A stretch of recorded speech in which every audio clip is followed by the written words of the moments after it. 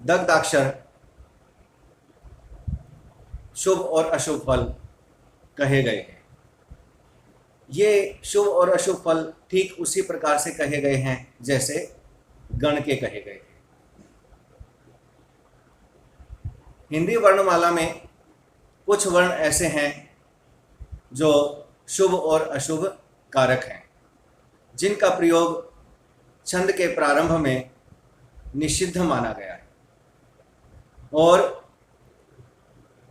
इनका प्रयोग सदैव के लिए वर्जित भी कहा गया है। इनकी संख्या निश्चित कर दी गई है। ये संख्या में 19 वर्ण हैं। ये 19 वर्ण दोषपूर्ण माने जाते हैं।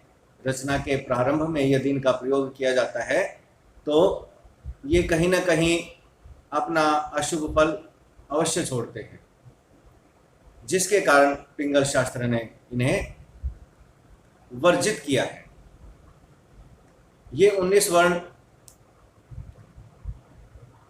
कौन कौन से हैं, इन्हें हम जानते हैं।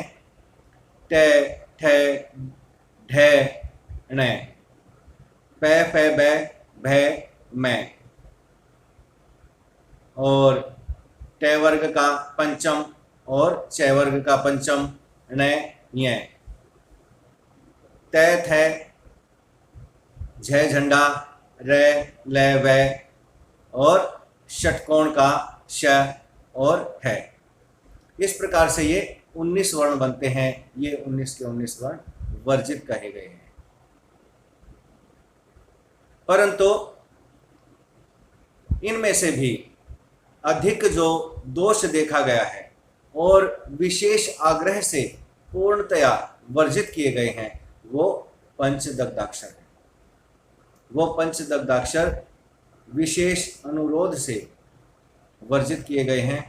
वो कौन कौन से हैं वे भी हमें कंठस्थ अवश्य रखने चाहिए।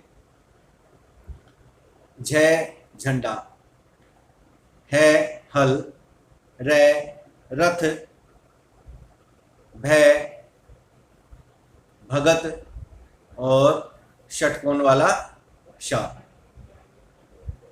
इस प्रकार से ये पंचदग्धाक्षर हैं जिनका सर्वदा प्रयोग त्याज्य समझना चाहिए। इन्हें हम किसी भी छंद के प्रारंभ में प्रयोग न करें।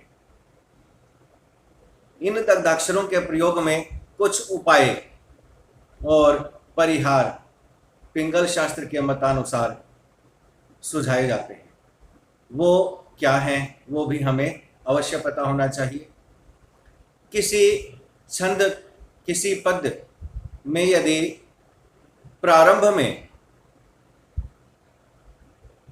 श्री हरि का नाम आ रहा है, भगवान का नाम आ रहा है, तो इसका परिहार जानना चाहिए, समझना चाहिए कि यह दोषपूर्ण नहीं है। भगवान का नाम आने से वैसे ही ढेरों दोष समाप्त हो जाते हैं। तो इस प्रकार से यह एक परिहार भी हमें सुझाया गया है।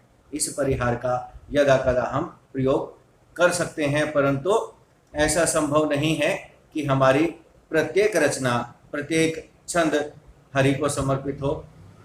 तो उस समय हमें ये 5 वर्ण अवश्य ध्यान में रखने होंगे। यदि कोई इनमें से प्रारंभ में आ रहा है तो उसे त्याज्य करें और उसके स्थान पर किसी अन्य अच्छे शब्द को लेकर आएं।